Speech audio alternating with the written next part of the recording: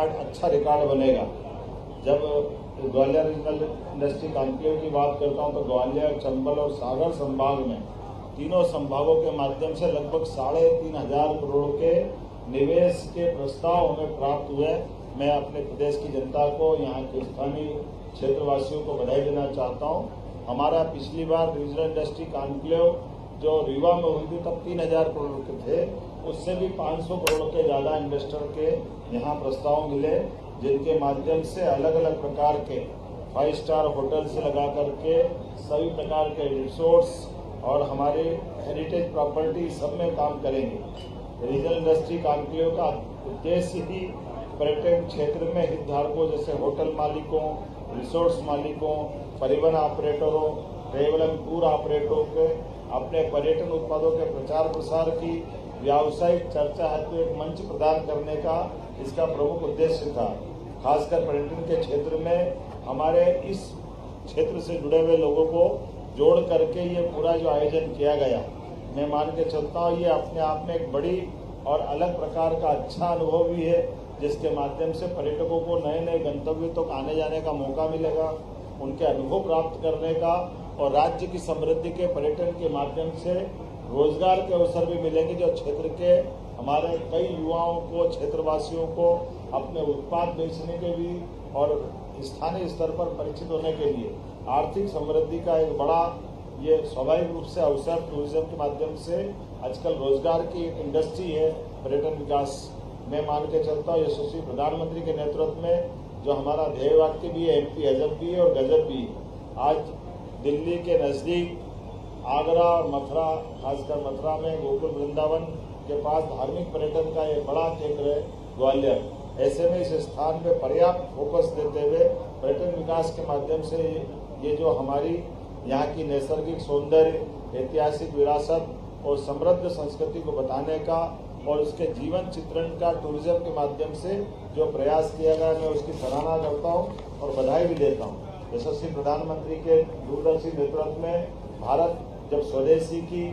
आर्थिक आत्मनिर्भरता की बात कर रहा है, ऐसे में पर्यटन का क्षेत्र इसमें आर्थिक विकास, सामाजिक उत्थान और वैश्विक मंच पर अपनी स्थिति को मजबूत करने का अवसर भी देता है। प्रधानमंत्री जी की प्रेरणा से मध्य प्रदेश विकास के सभी क्षेत्रों में समान रूप से आगे बढ़ रहा है और इसी कारण से हम मध्य प्रदेश में पर्यटन के क्षेत्र में उनके दृष्टिकोण से प्रेरित होकर काम कर रहे हैं। आज जब मैं प्रधानमंत्री जी ने डिजिटल इंडिया की बात कही है तो हमने पर्यटन में भी डिजिटल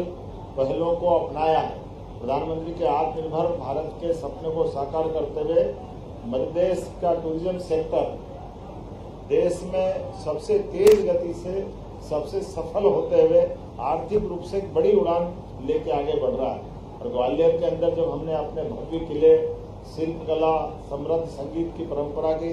इतिहास से हमने जो जोड़ा था, तो आज के इस इंडस्ट्री कॉन्क्लेव में भी समान रूप से सभी सेक्टर के लिए काम किया गया। एक तरफ ग्वालियर के किले के लिए 100 करोड़ की लागत से हमारा CSR फंड के माध्यम से ग्वालियर का किला भी बेहतर से बेहतर किया जाएगा।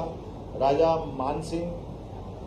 तोमर का वो उस समय का इतिहास, सिंधिया काल की विरासत, इस सबके लिए सभी क्षेत्रों में हम काम कर रहे हैं। एक संगीत विश्वविद्यालय के लिए भी लगभग 50 करोड़ से ज़्यादा के निर्माण कार्य की सौगात उसमें भी दी जा रही है। एक जीवाजी विश्वविद्यालय को लेकर भी विकास के बहुत सारे निर्णय हमने किए हैं। रीजनल इंडस्ट्री कॉन्क्लेव में चंबल और ग्वालियर अंचल के पर्यटन केंद्रों को वैश्विक मानचित्र पर लाने का और उनको सशक्त स्थान दिलाने का प्रयास भी हमारा इसी के माध्यम से था। तो हमने फिक्की के माध्यम से इस कॉन्क्लेव में निवेश आकर्षित करना, पर्यटन अधोसंरचनाओं को विकसित करना, पर्यटन उद्योग से जुड़े हुए सभी हितधारकों को पहली बार बड़े बड़े प्लेयर्स इस क्षेत्र से जुड़े हुए अपने प्रदेश के, देश के और देश के बाहर के भी काफ़ी बड़ी संख्या में लोग 2 दिन आकर के एक तरह से इस गेवल्य से रूबरू हुए हैं। ये conclave Madhya Pradesh travel mart की तैयारियों का एक महत्वपूर्ण हिस्सा है, जिसके माध्यम से आने वाले समय में हम 11 से 13 अक्टूबर तक ये एक बड़ा आयोजन फिर करने वाले हैं। रीवा में 26-27 जुलाई को रीजनल टूरिज्म कॉन्क्लेव हमने की थी, जिसमें 3,000 करोड़ के, जैसे मैंने पहले उल्लेख किया, इसका उल्लेख आया था। जब मैं आपसे बात कर रहा हूँ तो जो आंकड़े अगर आप देखेंगे, बड़े बड़े आंकड़े जिसके आधार पर हमने अपने जरा लिस्ट जो आज हमने एमओयू किए हैं या निवेश की घोषणा हुई, मैं आपको एक बार पढ़ के सुना देता हूँ। ये Sachin Gupta ji surveil land developers के माध्यम से लगभग होटल और रिसोर्ट्स में 1000 करोड़ के निवेश की हमने ग्वालियर के लिए घोषणा की है। मैं उनको बधाई देना चाहूँगा। मुकेश अग्रवाल, बाबूलाल जी जैन, श्रुति इंफ्रास्ट्रक्चर प्राइवेट लिमिटेड, आपने होटल रिसोर्ट्स के लिए 500 करोड़ की, विकास अहलूवालिया जी ने zone by the park hotel वाले, उन्होंने 500 करोड़ की नए होटल और रिसोर्ट्स की घोषणा की है। 24 carat developers private limited 250 crore, Anup Gupta ji Sonia lodging and hospitality 200 crore, RP Maheshwari modern group वाले इन्हें 150 करोड़ की,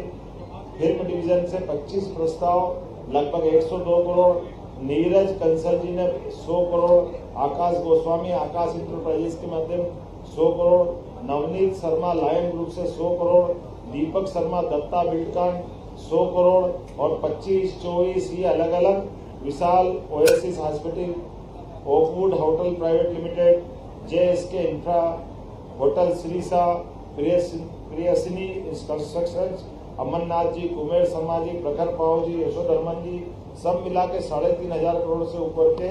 ये निवेश के लिए हमको यहाँ प्रस्ताव मिले। मुझे इस बात की प्रसन्नता है, जिस उद्देश्य से हमने ये आयोजन किया था, मैं मान के चलता हूँ कि बड़े पैमाने पर इस सबकी सफलता हमको मिल रही है। इसके साथ साथ हमने जहाँ भी निवेश की बात करते हैं, आसपास के कई जगह के एलओआई भी हम करते हैं, उसके आधार पर जो राज्य के अन्य जगह के लिए रहते हैं। ऐसे में अरुण तिवारी गांधी सागर मंदसौर के लिए 25 कक्ष के साथ उनने अपने एक नए यूनिट का एलओआई किया ना, लेटर ऑफ अवार्ड। तो ये एक तरह से पत्र इनको दिया है, जिसके आधार पर ये अपने संस्थान का शुभारंभ करेंगे। ये 5 करोड़ की लागत से, अरुण तिवारी जी का हेमबर्डी धार में 5 करोड़ की लागत से, ये भी 25 कक्षों का फिक्स टेस्टिंग यूनिट और मिनी रिसोर्ट्स बनाएंगे। यश जैन जी रहीमपुरा बुरहानपुर में 10 करोड़ का, विजाना शाजापुर में 10 करोड़ का, अमित उपाध्याय जी विदिशा में 10 करोड़ का, संजय पाव गांधी सागर में 10 करोड़ का, विकास नीमा नन्नाखेड़ा जबलपुर में 30 कक्ष का 10 करोड़ का, कुल मिलाकर 60 करोड़ के इनको भी हमने अलॉटमेंट लेटर दिए हैं। ऐसी बहुत सारी उपलब्धियां यहाँ के लिए है। मैं मान के चलता हूँ आने वाले समय में राज्य सरकार अभी और भी बहुत सारे सेक्टर में काम करेगी, लेकिन आज का दिन तो 2 दिन के चलने वाले इस कॉन्क्लेव के समापन का, और ये जब मैं स्वदेश दर्शन योजना के माध्यम से फूलबाग क्षेत्र में लगभग 17 करोड़ की लागत से बेजाताल, मोती महल, संग्रहालय, गोपाल मंदिर, रानी लक्ष्मीबाई की समाधि, ऐसे कई प्रकार के साथ साथ the vintage car tour, Bejatal Italian garden का सौंदर्यीकरण, इस सब के लिए हमारे यहाँ के पर्यटकों को आकर्षित करने के लिए, और ग्वालियर में सौंदर्यीकरण के इस प्रोजेक्ट से लगभग 250 लोगों को रोजगार मिलेगा। राजा मानसिंह तोमर का मैंने उल्लेख कर ही दिया है, उनके विश्वविद्यालय के लिए 58.46 करोड़ की लागत से 2 अकादमिक भवन, बालक बालिका छात्रावास, सभागार भवन और आवासीय भवनों का निर्माण और अन्य विकास कार्य किए जाएंगे। प्रदेश के शिल्पकारों के लिए भी हमने वेबसाइट का विमोचन किया है, इनसे जुड़कर भी लोगों को खड़ा कर रहे हैं। जब ग्वालियर किले के सौंदर्यीकरण और पर्यटन को बढ़ावा देने के लिए हम बात कर रहे हैं, ऐसे में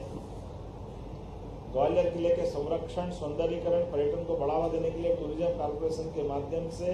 इंटरग्लोब एविएशन लिमिटेड, इंडिगो और आगा खान कल्चर सर्विसेज फोरम के द्वारा एमओयू किया गया,